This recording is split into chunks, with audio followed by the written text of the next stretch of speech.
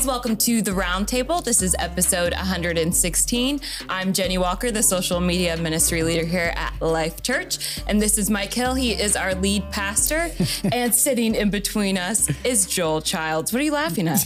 I was laughing that you remembered. We didn't even talk about it before on what number. The number? Yeah. So I was just like, I'm fascinated every week. Like you just keep getting better and better. Thank you. Thank you. I was laughing because I didn't think he liked to be referred to as the head of anything. No, well, yeah, we've went through this. Right, like, I could be okay with Mike Hill, but yeah, we'll go ahead and stick with this. Mike Hill, farmer extraordinaire. No, like struggling Cowboy. to just get through the day. Cowboy. Okay. You want me to if I could pick and identify, I want to be a cowboy, but I'm a wannabe. So next week, everything. Next what? Next week, I'll introduce you as a cowboy. That you are. Yeah, I said at our family get together.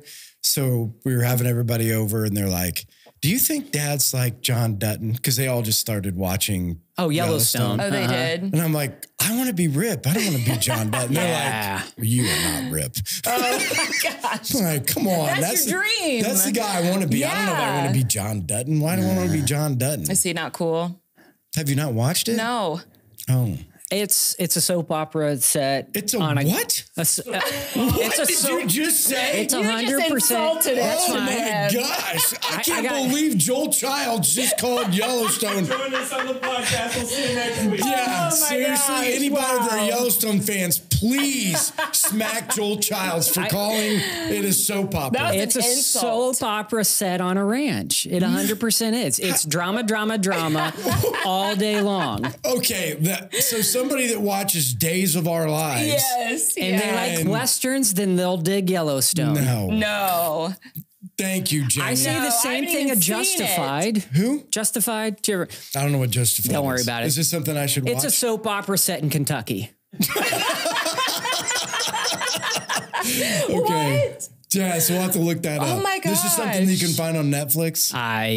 One of those. Well, how do you know about it? Yeah. It was on FX. Okay. So it's streamed somewhere. Okay. Yeah, I'll find it. Justified. We're at in Kentucky. Well, technically it was filmed in Canada, but it was filmed in Harlan, Kentucky. Yeah.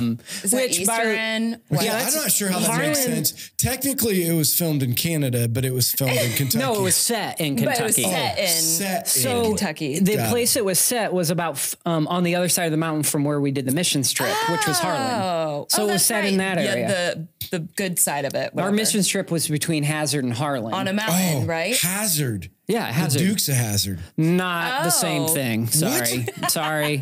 Well, where was Dukes of Hazard set in? I can't remember. Hazard, Kentucky. Yep, sounds about right. Sure. We'll go with that. Gosh. I mean, that's not true, but we'll go with that. What are you talking about? You wouldn't go down there and find Uncle Jesse? Are you telling me you were not a Dukes of Hazard fan? It was a little before my time. I definitely watched it a little bit growing up. Listen, I'm 38, not 48. What about the Jessica Simpson version? Did you watch that one? With Johnny Knoxville? Yeah, it was terrible. It was what? I loved it. I know, I loved it. Okay. The recent one? It wasn't like Willie Nelson was Jesse and yeah. I mean, the whole like pot, like that Uncle Jesse'd smoke pot. I'm not sure about that. Man, you remember way more of it than I do at this know. point. Yeah. Well, I'll tell you a movie that I really remember, the Avatar in the Water one. Yeah? Did you watch love that the one? Avatar movies. No. My wife can't do movies that long, and if she can't do it, we usually don't watch it. Can't do it that long, meaning? She can't sit there and watch a movie for 3.5 hours. You could that one. She didn't make it through the first Avatar. Okay, this one's better than the first one, Avatar. the most recent one. Yeah, it the one with so the water. good. It is so the one good. in the water. Yeah, Sarah cried at the end. she did. Really? Cried at the end. I looked over there and I'm like, "What's wrong with you?"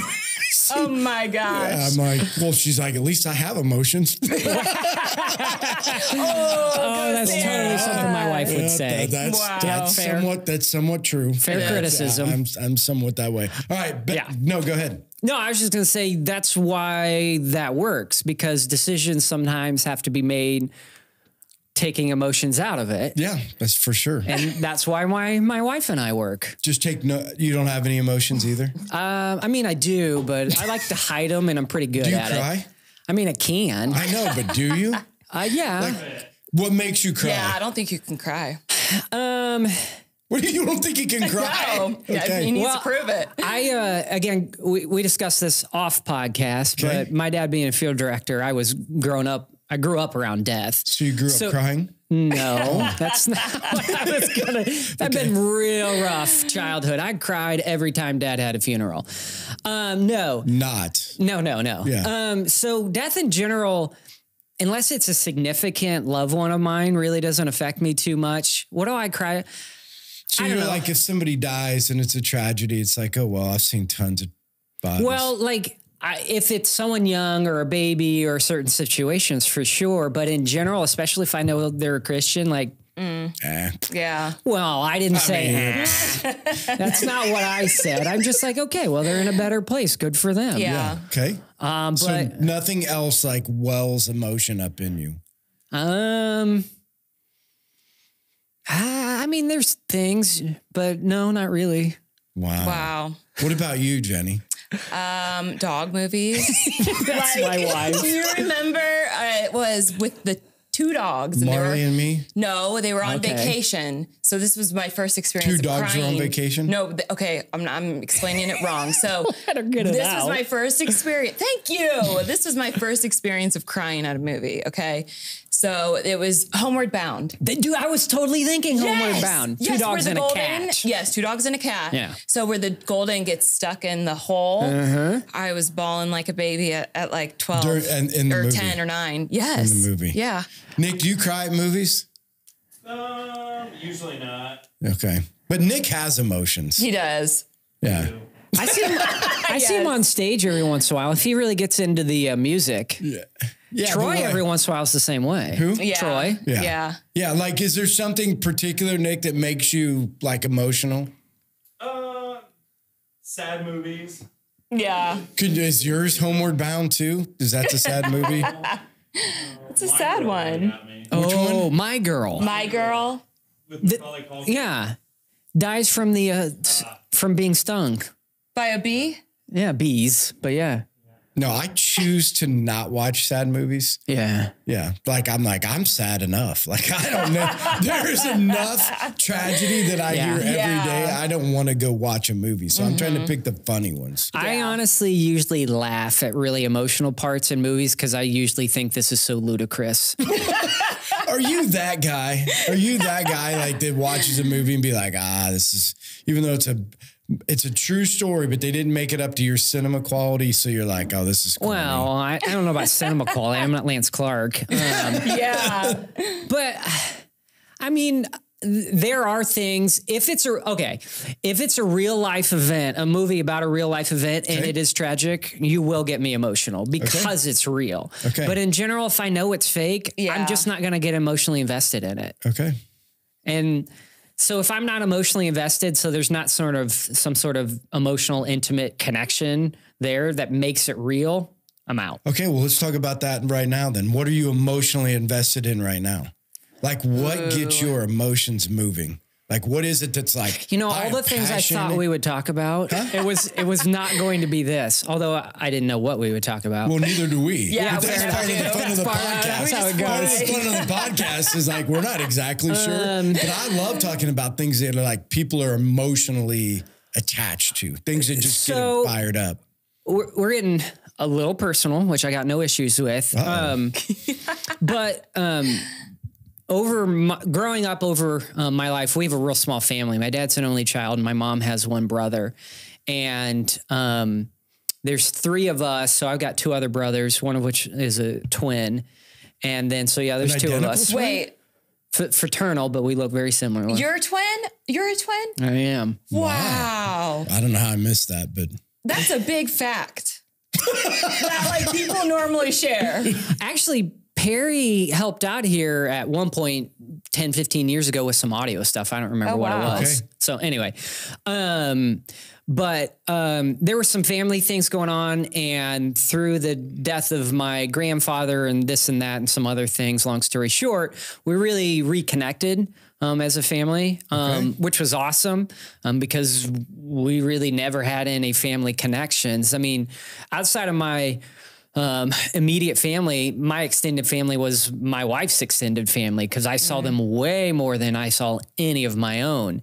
And it's unfortunate, but a blessing with my grandfather's passing, we've been able to reconnect. And there's been some growing pains through that and just trying to figure out a life where for the first, again, I'm 38. So the first 36 years of my life, they didn't exist. Wow. And so that gets me emotional, trying to navigate that and figure that whole thing out and deal with just drama that comes with dealing with family. Right. Well worth it, but that gets me emotional.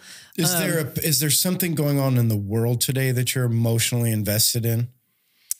Something that just like, oh yeah, this cause, that thing, this like gets you on fire. Yeah. Oh,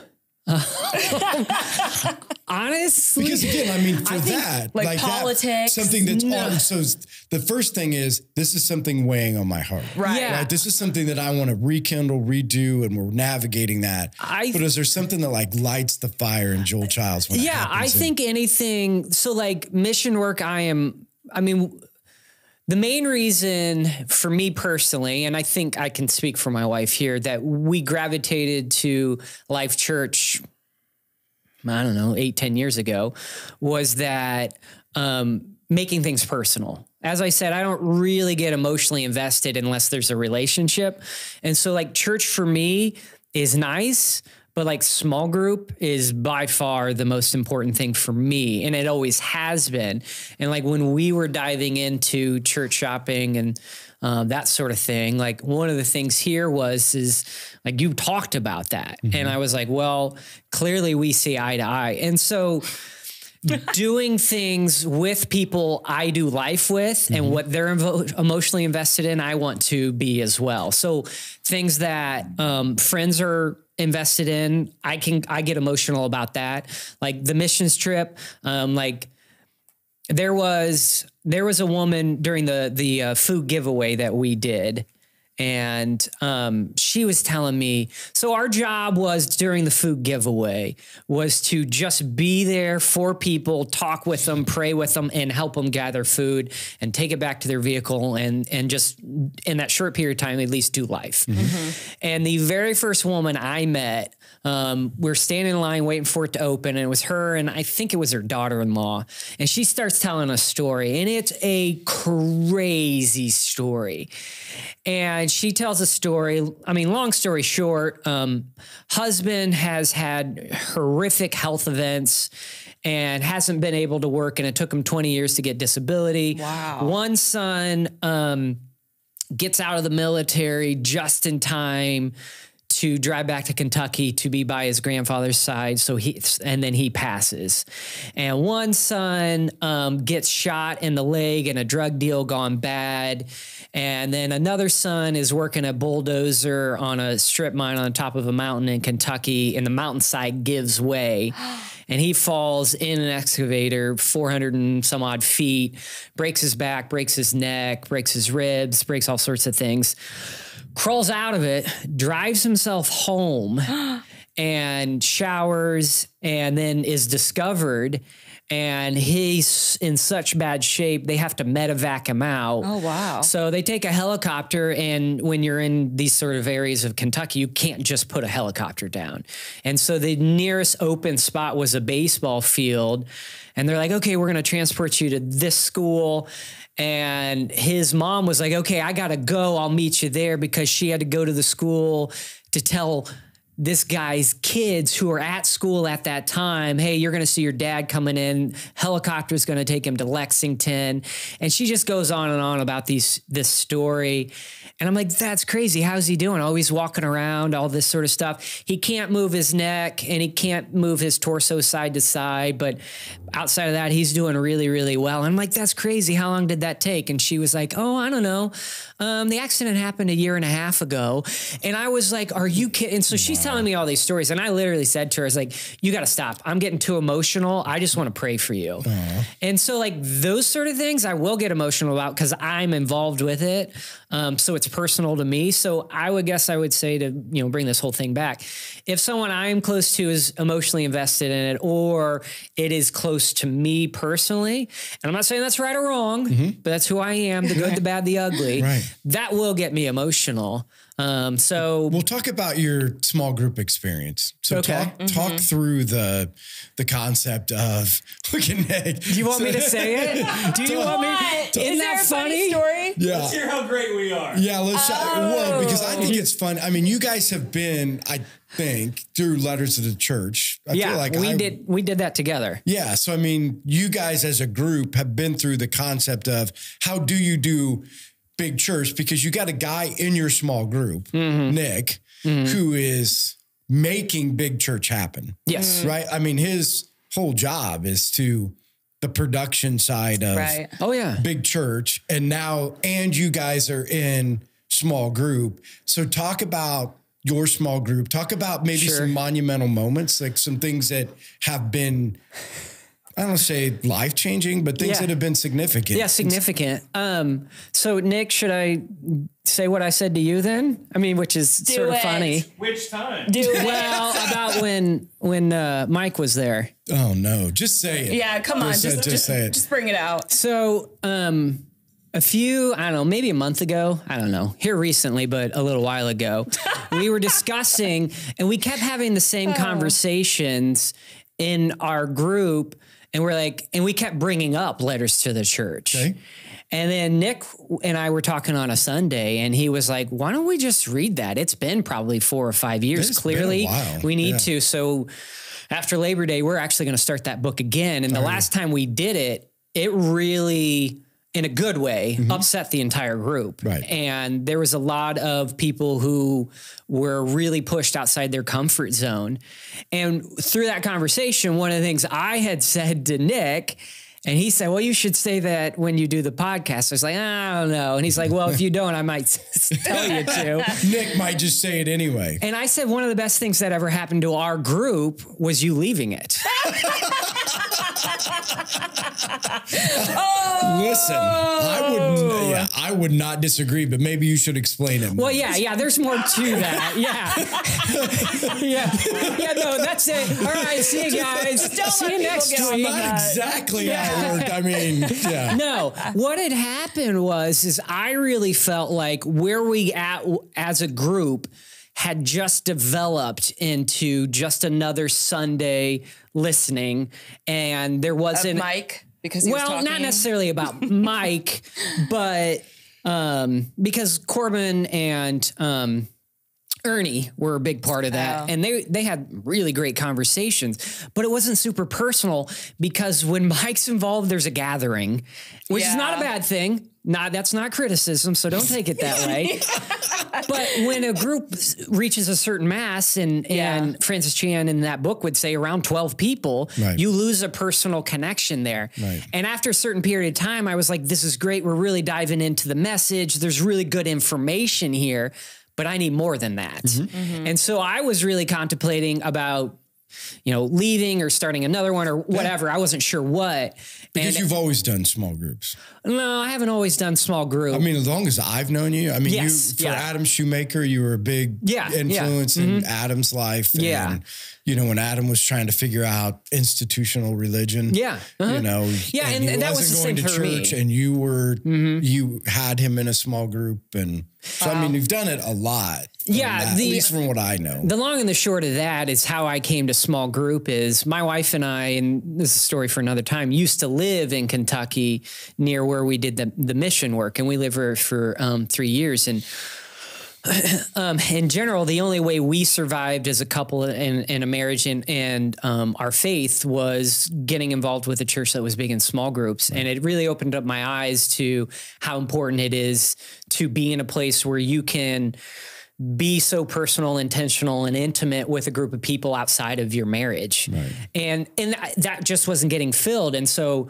when again, not criticism, when you had moved on, started a new thing or whatever it was, it left us in a place like, okay, what is this now? What do we do with this? And we made this into this new whatever, and it's different, and it is what it is now today. So there was a foundation that was created through you. But when you left, it allowed us to build that group into what it is today. Yeah, for sure. And just Letters to the Church. So everybody who's listening or watching is a Francis Chan book. Yeah. And I think the hardest thing for people today is that when you read the book, people tend to land one way or the other. It's stupid and let's go back and do big church. Or big church is stupid and let's just have house churches. Very few people have really embraced the fact of, Francis Chan, if you know him at all, I mean, his message is just, let's get it done. Like, let's make a difference in the world.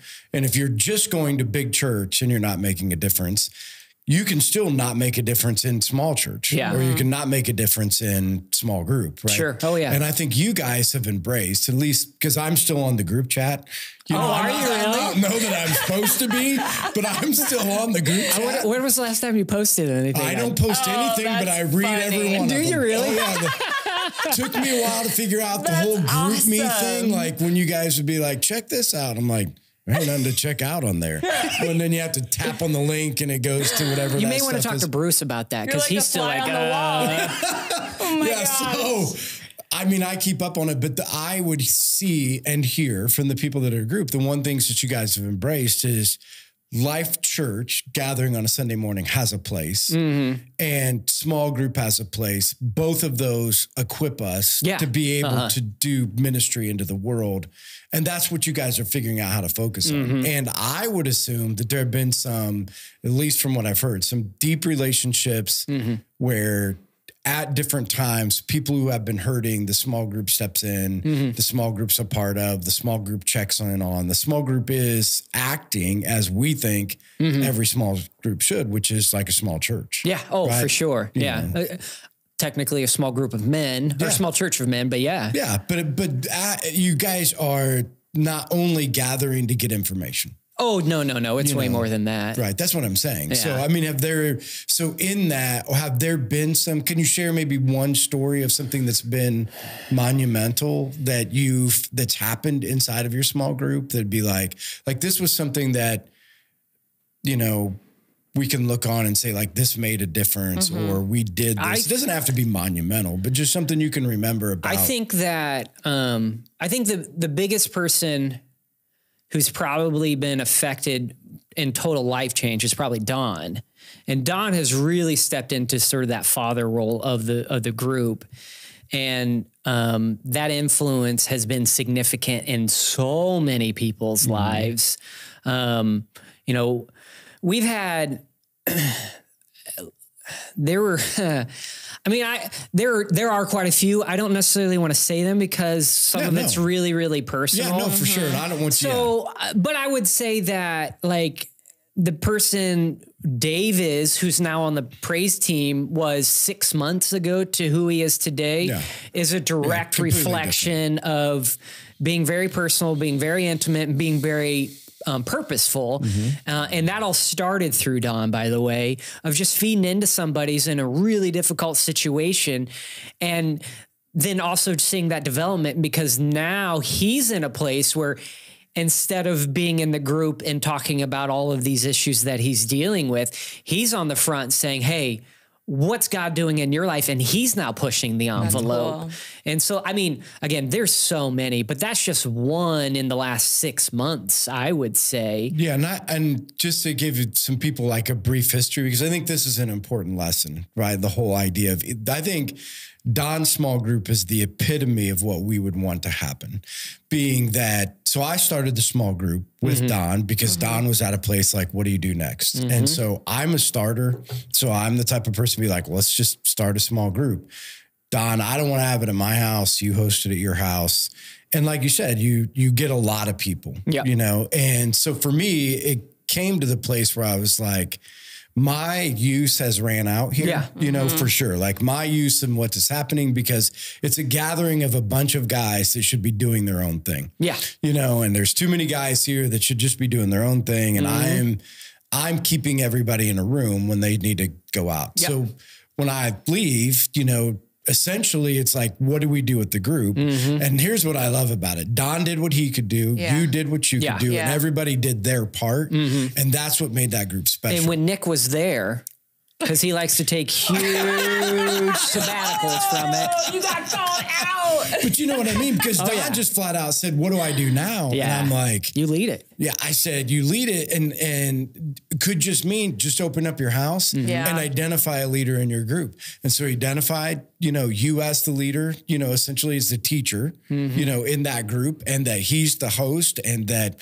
you know, the people around, everybody's contributing and everybody's caring, but it didn't have to be special. Like it just happened. Like it was, we need to gather. We will take who's left, continue to gather, and then let God do, instead of just being like, oh, the leader left. And so we don't have any idea what to do next. I mean, the idea is community trump the person, right? And community should always trump the person leading it. Oh, you know? for sure. But the idea was we all just did our part. So you have a gift to be able to teach. I mean, I haven't been in one of them, but I've heard that you have a gift to be able to bring discussion, you know, to the table, to lead discussion.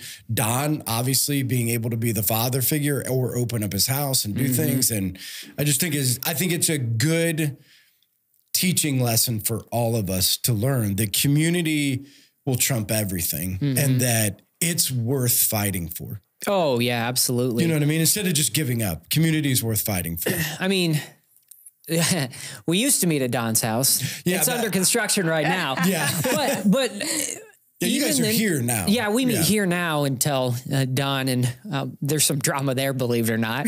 Construction and drama, right? But I think the coolest thing is there really are no assigned roles.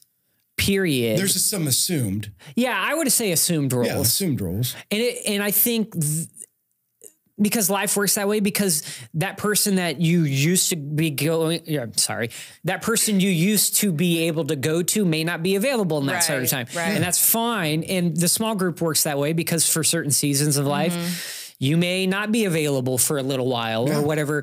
And it allows sort of an ebb and flow or a flex to, you know, who's really feeling it that day. Right. Like, Dave would be a prime example. A few weeks ago, man, that man was on fire, and he was and he led the discussion. Yeah. And 6 months ago, that wouldn't have been him. And I think one of the best things is because it reflects real life this way, is that even today, there's a change in who's doing what and whose role they have. And I think that's great. Yeah. But because of the development there. The thing that I want to emphasize, though, that it's hard to know unless you're in the group. Oh, yeah. That you guys have done what I think is vitally important. You have said community and relationships over everything, right? So you're going to learn the Bible, but I've always said this, and I always refer back to Francis Chan. When he wrote Crazy Love, he's like, quit reading and start doing. So he just flat out said, I made me cry. You want to talk about something that made me cry? Yeah. I sat down on a bucket while I was feeding calves and I'm listening to it, sat down in the corner as the calves were eating and cried.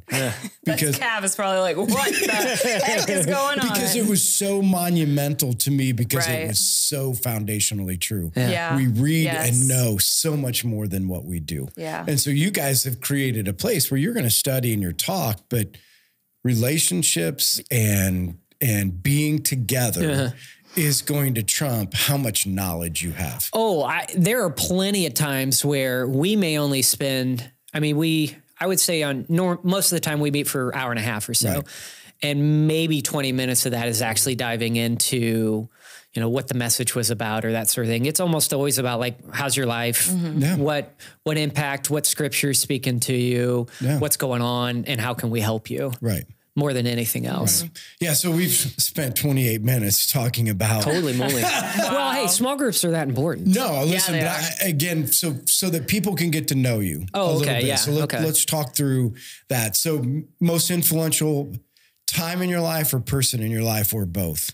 Something that's really shaped you, a person who has shaped you, or a something that has shaped you? And maybe it's both. I mean, growing up, definitely my father was a big influence. And then into adulthood, that time in Kentucky, the pastor we had, Jeremiah, was very influential of how to navigate life and be a person of faith and combine them together. Okay. And actually live that out, not just put God in a box and when it's convenient, bring him out. I would say those things. And after that, it's small groups. So whether it was meeting with Adam or this group or whatever it was, because whenever doing life with someone, you get emotionally invested in them. And when they have a success, you have a success. And when they're hurt, you're hurt as well. And so that's, I would say, what my big influence is now is, or who's feeding into me, that sort of thing, is just people I do life with. Right. And I don't, maybe that sounds generic because I'm back to talking about small group. Well, no, I mean, but I think that speaks to the influence it has on me. Well, I think we're back to saying what, for lack of a better term, I just don't think people want to talk about this. The fact that the bottom line is relationships change everything. Yeah. Institutions don't change things. That's what we've always said. Like, Life Church will not change one person. Right. No, not agree. one person. Coming to a gathering of people will not change. It might motivate, it might inspire, it might even bring emotion, but it will not bring life change. Yeah. It just absolutely will not. It has to trigger something deeper. It has to trigger deeper relationships, deeper relationship with Christ and a deeper relationship with other people. And then people willing to foster that. Like, I think part of what you were saying is something I think especially men shy away from, which is authentic relationships. Yeah. So the amount of men who join a group and just think, whatever. And then within, I don't know, 3-4 weeks, maybe a month and a half, they realize, holy cow, I've been missing out on this. Right. And it's this masculinity. And that's funny coming from me, my wife, who I don't think she listens to these. So she would laugh sure at me. She will. Well, yeah. Actually, she knows I'm on here, so I'm sure she will. Would laugh. But the idea that to be vulnerable and emotional and intimate, period, whether it's your wife or just a random group of guys, is just so off-putting. But once you're in it and you're invested into it, you realize how important it is. I mean, I would rather do small group than Sunday church. Because it's more meaningful for me. And I love Sunday church. Right. And I get something out of Sunday church. I just get more out of being in circles instead of rows. Right. I also think that being in small group, I've always said this, that like, if I look at, not always, in my adulthood, if I look at my relationship with my wife and being, again, personal, intimate, so on and so forth, if things aren't right, a lot of times I go back to where am I at with God right now? And there's a cascade effect coming out of that, hey, if it's not right here and that's my foundation, it can't be right anywhere else. Right. And so being in small group and hearing, there was one point where in group, we probably had, I don't know, 4 guys going through a divorce. And I told them, I was like, this is not criticism. I want you to know this is a silver lining. You guys are telling me these stories and like, it hurts my heart to hear these stories, but I want you to know it also motivates me so much more in my own marriage to know what I have and to appreciate what I have through your own experiences. So even though, you're wading through this hell right now, I'm hearing it and it is impacting me and making me a better person, a better Christian, a better husband. And so a lot of this, what I gain from this is a direct reflection of how I do life and how I do relationships with other people and with my wife, because I wasn't the same person, been married 14 years. I wasn't the same person today as I was 5 years ago and certainly not 10 years ago. And that is a direct reflection of these people feeding into me. And you say, what makes you emotional and that sort of thing? I mean, 10 years ago, I'd have said, nothing really. Yeah. Nothing at all. Right. But then I figured out, wait a second, I can't do real personal, I can't do heart level conversation, events, whatever, unless I meet them there. Right. And if I can't meet them there, then I can't affect them at that level. And if I can't affect them at that level, I'm not having a real conversation with them. Yeah. And I think let's talk about that for a second, because this is for me, like the biggest hang up for men. Sure. Right. So when it comes to being in a small group, because this is me, like I don't want to share my feelings. Okay. So, I mean, like when you're talking about the masculine, I think people misunderstand even what you said. Okay. You know, from the standpoint of saying like, oh, we get these group of guys together and they share where they're at, which again, I think for a lot of guys feels weird. You know, the idea that I'm going to come and share my heart, with you. But I think what you have to buy into is the long game, right? So the long game is, and this is what I've said about small groups. So over time, you develop those types of relationships with people. No one's asking you to sit in a room with 20 guys and be like, let me say, but over time, when you build relationships, things are going to happen that could have never happened without a small group. So my example is, the first small group that I did with Don at Don's house. So it was one of the first major surgeries that Sherry had. And it had been like, we'd just been gone. We'd been away. Like things were just happening. And that small group showed up at our house. They did all of our landscaping. They cut all of our trees. They did all of the stuff that, we, again, and that, you want to talk about something that makes you emotional, a man having another man choose to give up their time to come and serve. I remember that Saturday. It was awful weather. It was terrible. It was raining, sleeting. They power washed too. Yeah, power washed the side of the house. Yeah, it was bad. But the point was that first gave me this picture of, sometimes my basement isn't leaking. Yeah. And sometimes it's leaking. It's just they plugged holes, which I will remember for the rest of my life. Yeah. The same thing. So when we found out that Sherry was dying, we were in Indy. And I think Nick did it. I don't know, honestly, who did it, but we got videos from people that were hauling our manure, that were cleaning up our farm, that were trucking stuff for us, and it's just be like, hey, just so you know, and it's back to the thing, you know what? If I wouldn't have taken time to show up on Monday nights and be personal, to be a part of those people's lives, someday I want to plug their holes, but those men, and they were different men from different groups, plugged holes in times where I had just thrown my hands up. There is no way that you can replace that. And there's no way you can get that on a Sunday morning. Oh, for sure. No way. Yeah. No way. There's value in the Sunday morning, but you will not have guys show up to your house plugging holes. No. And I think that's what every guy needs to remember. When you get in a small group, it's about plugging holes. Yeah. Right? It's about being there when you're needed and being there because people are going to need you. And it's going to be seasonal. Just like you said, there are going to be seasons of life where you're going to be plugging, and there's going to be seasons of life where you need it plugged. Yeah. And I think that group and groups that work well, groups that last. Yeah. Right? Because there is a difference. Groups that gather and get sick of doing the same thing. Because I've always said this, like, how do you get sick of being with people you love? Yeah. Like, I get you're sick of studying the same thing, talking about the same thing, doing the same format. But when God made us relational beings, regardless of what that looks like, who gets burnt out from being with people who love you? Yeah.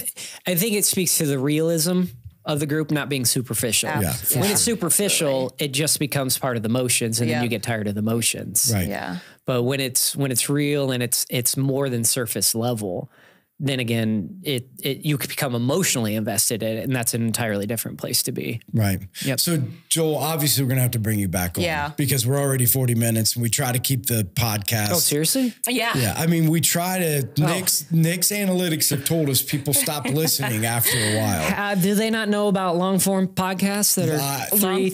I guess that's something Nick's going to have to inform us on, but we're not, but even before we get there. So I want you to give, because I think at least listening and watching, I feel like you've been a guy who chose to invest into other people. Yeah. Right. So can you give some advice to people that are out there today? Like, what switched inside of you that made you organize your life in a way to choose to have time to invest? Because this isn't just, you can't just say, I want to invest in the lives of other people. Yeah. You have to choose a different lifestyle to be able to have the opportunity to invest. Yeah. So can you talk to our listeners about that? You know, what got you to that place, and maybe what do you do? Well, it honestly goes back to the time my wife and I had in Kentucky, that if we wanted to survive, we couldn't do it on our own. Okay. Physically, emotionally, whatever. Okay. It just wasn't going to happen. And I don't mean like we were going to get divorced. I don't know. Right. I'm just saying it wasn't. I don't know. Well, I don't know because we didn't. I know what you're saying. Right. We didn't, go that route of things. But like for us to be successful down there, we had to realize we can't do this just pull on our bootstraps or whatever. Sure. And it was people feeding into me at that point in my life. So you saw it happen. Yeah, to me and to her.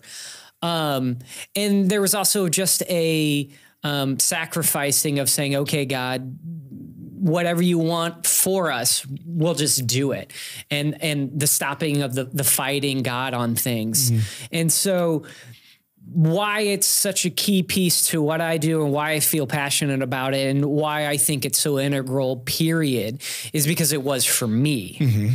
And so this is a direct reflection of the importance it was in my own life and my survivability and successfulness in that season of my life was a direct reflection of people like Jeremiah and Monty and some other people down in Kentucky just saying, hey, let's figure out how to do this life together and do it more successfully, but together. Right. And you said it, we're not meant to do life alone. If that were the case, we'd all live in Alaska and, and maybe you do want to do that sometimes. I don't. I mean, it speaks to, why cities are so big, although I don't necessarily want that either. And so my words of wisdom are, if you're in a place where you don't know and you don't have guidance and you feel lost, feed into somebody and you will find when you feed into them how much it fixes what's going on with you. Because so often what you hear is, I'm not in a place right now where I can do this, that, or whatever the other. And I get it. I don't buy it. I get it. Because as soon as you feed into them, you'd be amazed how much that feeds right back into you. It's the same idea with mission trip. I remember when we did the trip to Haiti, there was a thought in my mind of like, I don't remember how much it was per person, $2,000 or something. Why am I spending $2,000 in a week of my time? I'm giving them that so I can go work for them. And then you soon realize, wait a second, I'm getting way more out of this. Right. And I mean, I could tell you stories about that trip that are just so far beyond. I mean, it's just crazy, but you put yourself out there and it's going to take some sacrifice and whatnot. So why would you do that? Because of the impact you can make in someone else's lives. And how do you know that? Because they made that same impact in your life. Okay. So speak to the Grow Night people today, because there's tons of people in Grow Night groups right now, and speak to the people so I think it's in a couple weeks, Nick, maybe 3 weeks. Nick, Taylor's going to be launching sermon-based small groups. It's coming up in September. We're mentioning it Sunday. Okay. So we're going to speak to the people, because in Grow Night, there are some first-time community people. Right? So these are some first time I've ever been introduced to a group or a gathering together. And some of these people that are going to go up, what are so when you say, because I still think, for us, this sounds normal. Yes, it does. Oh yeah. Just go feed into somebody. And they're like, just be personal and can relational you give maybe a practical, invite a person to lunch, ask a person to coffee. I mean, I think it's one thing that you could just say, if you could do one thing. So you're in this big group, you're in starting point, you're in the marriage class, you're in the workout, whatever the classes are, the parenting. If you could just do this one thing, try this one thing, walk up, talk to somebody, get to know. I mean, what would it be? Well, I would say anything that puts you slightly outside your comfort zone. Okay. Because there's no growth there. Right. Okay. It's just stagnation inside of it. As soon as you step out of it, yes, it's difficult. Yes, it's uncomfortable, but that means that's where your growth is going to happen. And it doesn't have to be something major. I mean, for someone like me in general, I can have a conversation with just about anybody. Yeah, you can. Really? Yeah. And so that's not like, to me, to go up to a stranger and be like, hey, why don't we just have, I'll buy you a cup of coffee. With that being said, for some people, it's just as much as saying, hey, introducing yourself and asking questions. Okay. I think any small step forward is still a small step forward, but it's got to be something that puts you slightly outside that comfort zone. And again, then the growth will start happening, and that's where Jesus happens more than anything else. Yeah. I would add to that. So if you're in a group with that, and you mentioned it, but I want to highlight it a little bit. In the group, whether it's a Grow Night group or a community group coming up, listen as much to what people say as you do what the Word of God says to you. Yeah. So when you're in a group, identify those as they're speaking, because as they speak, they're calling for help. Yeah. There are just people that are in your group. They might just not say, like in some groups, it's just like, help me. Right. I mean, they just come out and say it. In other ways, you can see through the way that they respond to certain things. Yeah. Be great listeners, I guess, is what you're saying. Well, it's only not great listeners to what they say, but also what God's saying to you. Right, for sure. Because like we were talking about Dave, that was Don just never met the guy, just saw him and instantly had God put something on his heart to just go say hi to him. Right. Wow. And that made all the difference in his world, and developed him into who he is now. Right. So it's not just what they say, but what also God's saying to you. Right. And then take that first step, whatever that is. Yeah, whatever he asks you to do. Yeah, good. Okay, Jenny, questions? All right, question time. Oh boy. Here we go. The first one is from Dan Smelser. And he says, do you enjoy being the greatest volunteer team, being on the greatest volunteer team? You know, the tech team, winky face. Nick and I had talked about this years before, and my previous job at the university didn't allow me to do that because I worked weekends, and by and large, my only day off was Sundays. And I was like, if I start working at church is going to become a job to me. And so when I started this new career, we talked, within 6 months or so of starting it, I was like, yeah, I want to do that. So what does it feel like? It feels great because I get to be invested in what's going on Sunday mornings. And so I'm all about that. Yeah, good. All right. This is from Tammy Dennis. And what do you want to accomplish in your running? So I also added to your bio that you love running. Oh, okay. Sure. And if you want to see him, be out on 16 at some point. Yeah. In the dark when I'm driving over to Isaacs. Yeah. So I leave Isaacs at my house in Urbana like 5:15, 5:20. In the morning? And I'm usually out about 6:15. Bobbing light going down. It was either 16 or I can't remember the road I turned on sometimes. There's 750 and but I'm like 635 and 600. I'm in the dark. I'm like, I did upgrade vests now, and so it's even more high vis. Oh, Jesus. I thought the one time I'm like, dude, I can hit him as easy as nothing. I've upgraded since then. Yeah. Running wise, honestly, I don't train for anything. I haven't raced. Well, that's not true. I raced at track and field world champion. I was not in the world championships. Okay. just throwing that out there. I was there to watch it, and there was a road race there. But outside of that, I haven't really raced in years. I'm a big proponent of being outside your comfort zone. And so like I do running because I like to feel the struggle, because that's where growth happens. And running for me is anything I need it to be. So it can be a place where I have a heart to heart with God. It can be a place where I'm just listening to an audiobook. Yeah. It can just be something where every once in a while I just zone out and get into that runner's high, all natural. Yep. I know, right? And for all the runners, they know what you're talking about. For the rest of us, they're like, ain't nothing high about running. Yeah. So I don't train for anything. I don't have any goals. You never thought about doing like an ultra? Okay. So what I was going to say at the end of it. I've known Goggins for years, and yes, I've read that book. Like you never thought about it? Like I feel like you would be that guy. I do too. I don't have any problems with it. If I'm going to do something like that, though, I'm going to devote myself to it, and I'm not in a place in my life where that's a priority. No, that's fair. I would. So that's what I say. If I had any goal, it would be to do something ridiculous like that. Yeah. And this is an arrogance, not braggadocious. It's like to go out and do a marathon. I know, right? That was a good word. Braggadocious. Braggadocious. That's all the big words. I had not heard that one in a while. Braggadocious. Okay. That's not the point. Got it. Is like to go out and do a marathon or something like that. That's great. And that's awesome. Like if that puts you somewhere where you have this huge sense of accomplishment, it just wouldn't for me. Okay. Because I've been doing it for so long. Yeah. So doing something ultra running and some major trail running would be more of it. But again, I just don't have the time to devote to it. So again, not bragging. I thought of you the other day when I was watching that. I forget what it's called, but it was on Netflix where you run a mile and it's up into the hills and back on. You have 18 minutes and there is no end until you're the last person. Oh yeah. They have lots of races like that. I can't remember. You just go, you have 18 minutes or 20 minutes. 20 minutes to do the loop. And then you can only rest for like.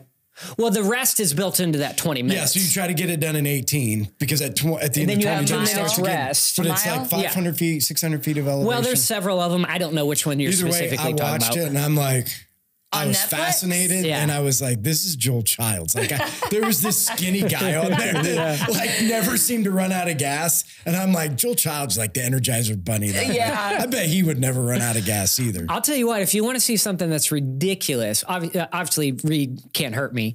For sure. That's insane. As long as you don't mind the F word 500 times. Well, that's what I was going to say. Take it with a grain of salt. Yeah, no, I love the book. But Barclays is on Netflix and it's arguably the toughest ultra marathon, and it's in East Tennessee. It's insane what they do too. Really? So check that out. Barclays. With an S. Okay. Anyway. Yeah. Yeah, Barclays. no, I can see you as like an ultra crazy person. Yeah, I can Ultra too. crazy. Are you saying people who do ultras are crazy? Yeah. Yeah, they're pretty wild. No, listen, when I listened to Goggins' book and never finished, that was this last one The second one, I haven't read that one. The guy that wins this race, this mile thing. Yeah. Dude, the guy, when you look at him, his eyes, he was an ex-Navy SEAL. And his eyes are like, bugging out. And he just looks at it and he's like, you can't kill me. I am a god. I am a god. Oh my God. Joel Childs. No. I know, but it does take a level of mental fortitude. This is the thing I love about Goggins. I would completely agree that most of our challenges are mental, not physical. Our greatest limitation, it's us. Yeah. Yeah. So when I read the Goggins book, I'm like, I am such a baby. Yes. What is wrong with me? Yes. Why am I such a baby? I can't even I work by a gym every single day and I can't make it out there. What is wrong with me? Especially because the first book I listened to with him was Living with a SEAL. Yeah. Yeah. You know, so that's a great one though. Oh, I loved that book. And what's the guy who wrote it? The guy, he's married to the one that created Spanx. Yeah, I can't remember his name. Atlanta, Georgia. I can't think of his name. I bet Adam Shoemaker knows though. Living with the Monks. Yeah, Living with the Monks. Yeah. Yeah, no, those are great books. Anyway, sorry. That's all right. So the second part of the question was, how did you discover that you enjoy running? That's a good question. So I grew up in Indiana, so I always played basketball. And believe it or not, I was actually big for my age. So I was pretty good at basketball as, like a fifth and sixth grader. Can you still hoop it up? I mean, yeah, for sure. Can you? Yeah. Okay. So do you go to like Tuesday basketball at the Y or any of that? No. Okay. It's not a priority, but I can definitely still do it. But, and so I got into it just for conditioning. And then as I got older and I quit growing and everybody else kept growing, and I just got better and better at running. And then I just never gave it up. Okay. That's pretty impressive to keep running. I know. And like, have you had a lot of injuries? No, not really. I mean, I would say the most common thing is like plantar fasciitis, shin splints, but that's not really like, like bones. Like you're out. Like Jenny. Like me. Like Jenny's bones that deteriorate. Stress fracture, stress reactions. If you outside of genetic issues or some sort of traumatic, like a car accident or something like that. Right. If you start early enough, the body responds quick enough to these stimuluses and stressors that you really, for the most part, don't have to worry about those sort of things. Like when people come to me and ask about running, which is cool, I got no problems with that. I'm always like, well, first of all, how old are you and have you ever done it before? Because, you know, if you're coming to me and you've never done it before and you're 50 years old, I'm like, okay, 2 days a week, best. That's it? At first. Yeah, at first. Oh, I feel good about myself. He's talking about not breaking a bone. Oh. Well, because you're telling me I only run 2 days a week.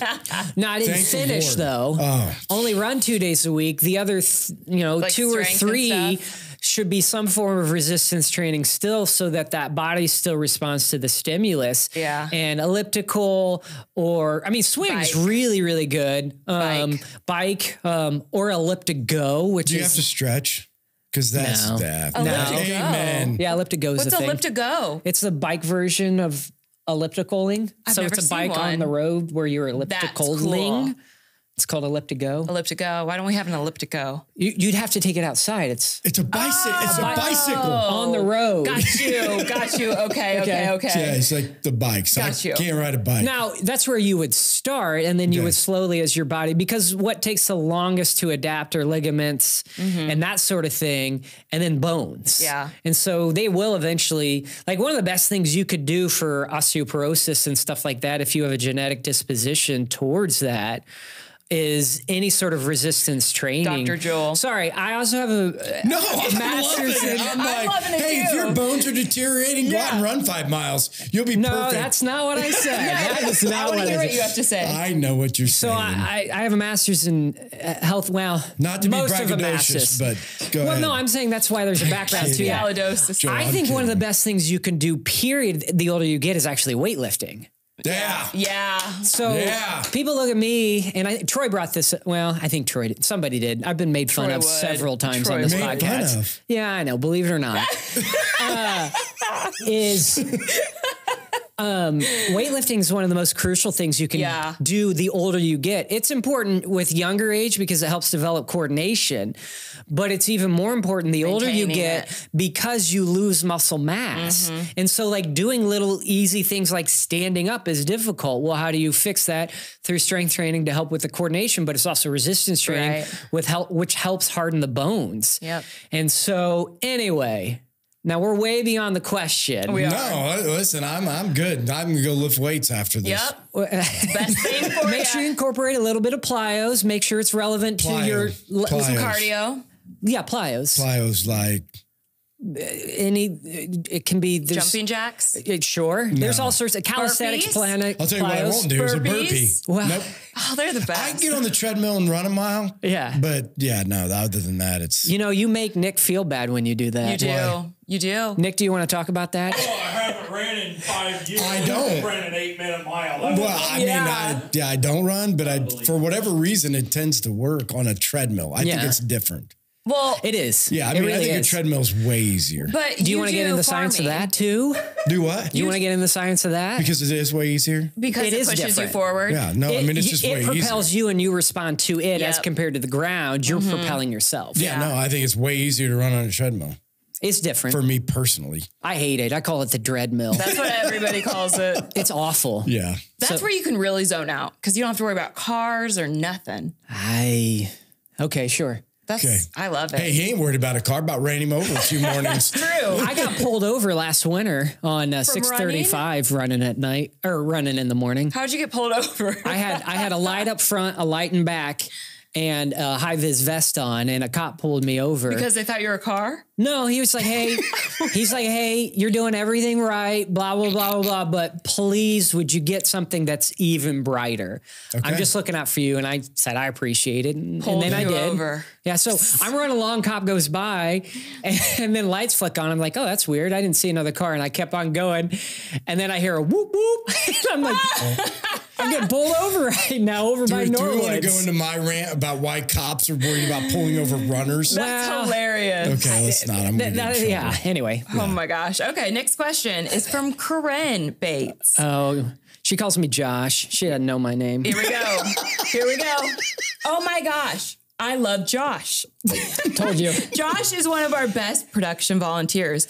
Josh is 100% unforgettable. Haha, I'm just messing. Joel, he's an awesome dude who knows what he's doing. Thanks for being awesome. Yay. Corinne. I appreciate it. I'm still not sure who she is, but any random compliment I'll take. All right, Bree Sullivan. Joel has been a great friend to Riley, and for that, I am so grateful. What is your favorite thing about your men's group? I think you've said a lot. Yeah. Honestly, the relationships. Yeah, the relationships and just the openness to help is the biggest thing I would say. All right, next question. Keely Oswald. What is the most impactful thing that you have learned or that God taught you on the mission trip? Don't go in with expectations. Good one. Excuse me. Like, I've been on missions trip. And so going into this, I thought, okay, yeah, I'll do this, or, it'll be like this, that, or whatever. And like, I mean, I don't know if we're out of time or whatever, but I'll tell another story. Like at some point there was a miscommunication, and not on me, I might add. No, it was Ryan and Keely. It was on the leaders. It was either Troy or Keely. I'm not saying who. It's for sure Keely. Absolutely. Well, I didn't say that. But long story short, I was told with about 24 hours that I was going to do a devotional before the food giveaway. So, you didn't know that? No, I had no idea. Oh. So that was a big deal. I know. Wow. And at some point, I think Troy had said like, hey, Joel's always down to do a devotional. I'm like, yeah, sure. Why not? And somehow that became me being in charge of this for 100 people or however many it was, which is fine, except I learned literally the night before, and I'm like, I got nothing. And it was in the morning. I got nothing. So I spent like 45 minutes that night before bed. Then I went to bed, read some scripture, prayed on it. Next morning, finished it. And I was like, okay, let's see what happens. Yeah. Well, I don't know about that. It got done. See? But like, just being open to the Spirit moving through you. Dave, that's a shout out to the Holy Spirit conversation yesterday. Oh, Dave. It's just being open to the Spirit moving through you and just saying, okay, well, if this is what you want me to do, then let's do it. And then diving in head first and not being scared about it. Yeah. So good. That's what I would say. All right. Next one is from Angie Sendo. She says, like, run for fun, gross, puke face. Listen, it's all about your perspective. Perspective creates reality. So if you go into it saying this is going to be awful, congratulations. You've left one option and it's going to be awful. Yes, it is. Also, running is not a punishment. So whoever started that when you're 5 years old in sports. This is how it happened with my 5th and 6th grade team. Oh my gosh, I hate said, this. If one more of you guys don't do this right, you see that pole clear across Go run to the pole and back. There's nothing more natural than weightlifting and running.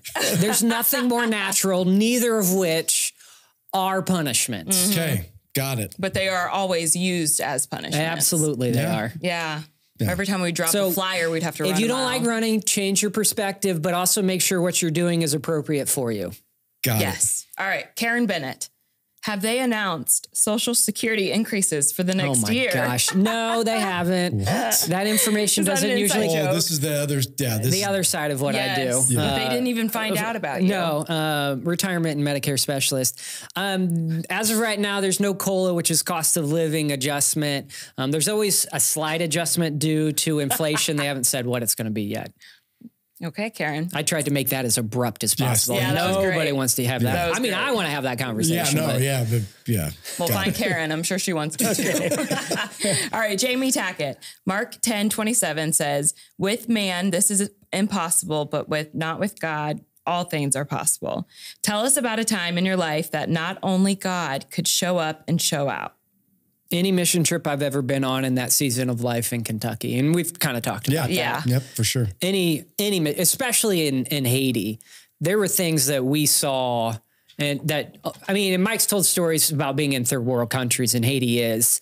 There are stories that there's no way it was outside of just the Holy Spirit doing crazy things in people's lives. Yeah. Really? Oh, yeah.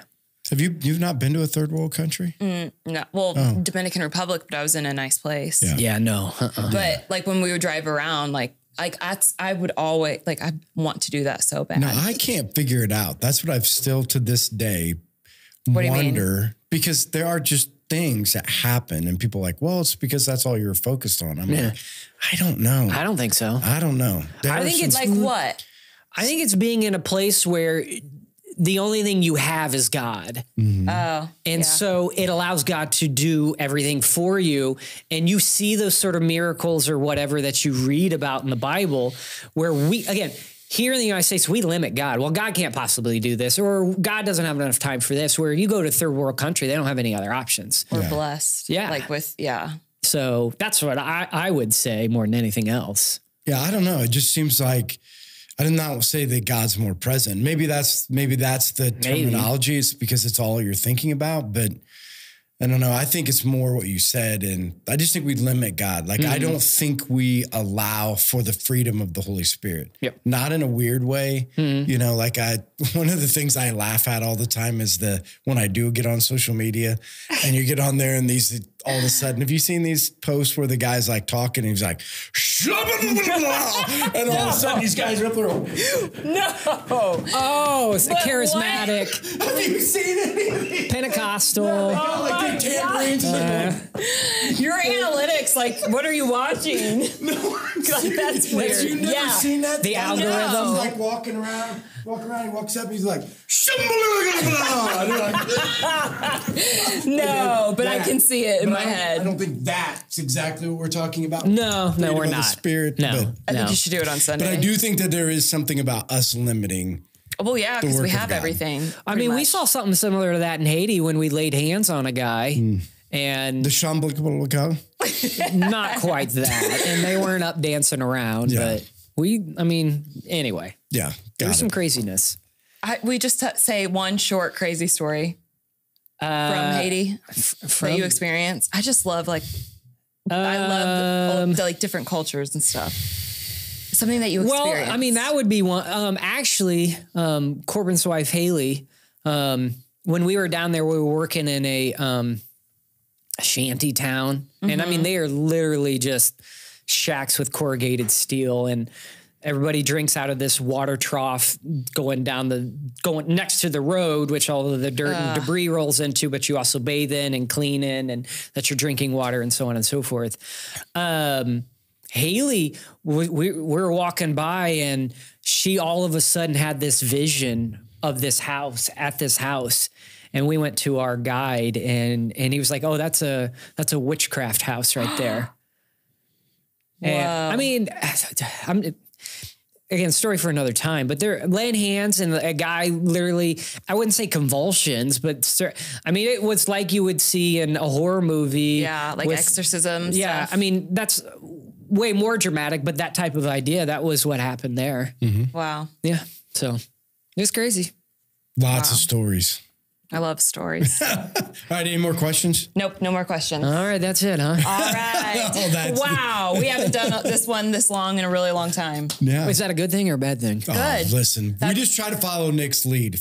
So Nick tells us to keep it at 40 minutes, but listen, sometimes we just keep going. We're going to do a part two. We're just going to keep going. Part two. Yeah, so give the number. Go ahead and give the number, Jenny. Yep. So if you want to be a part of the texting group and you're not on it, which you should be, because we send in a text each week that lets you know who's going to be on the podcast. And we want you to fill back out questions, or you can text us throughout the week. Or if you know somebody that wants to be on the podcast or you want to be on the podcast, then text podcast to 260-408-8383 and it'll be on the screen. Yes, it is. Yeah. So Joel, thank you. So Absolutely. If you guys that are watching or listening, you have opportunity to see Joel on a Sunday morning. Yeah. I think he's a second service guy. Nope. First service. Are you first service guy? Yeah. So either way, try to get an opportunity to say hi. Yeah. But make sure you go early because he'll talk your ear off. Please. That's the pot calling the kettle black. Yeah, and hopefully you guys that are listening or watching too can walk away with, again, some of the stories that were told today, just the influence that community can have. Yeah. You know, and so if you're not in community, if you're not surrounded with people that want to build into you, I think Joel's story of everything that we talked about is just a definite testimony to how relationships can change everything, you know? And so we just appreciate you sharing that. And again, remember when Jenny shares this clip that she puts out, make sure that we share it. So if you're on Facebook, share it, like it, comments, those are really good. We love that if you guys would comment about the podcast or, you know, anything, it allows us an opportunity to get into a conversation, or it allows the podcast to get out in places that it wouldn't normally get out to. So don't forget to do that. So again, Joel, thank you. Yes. Everybody that's out there listening and watching, thanks for joining us. We'll see you guys next week. Bye.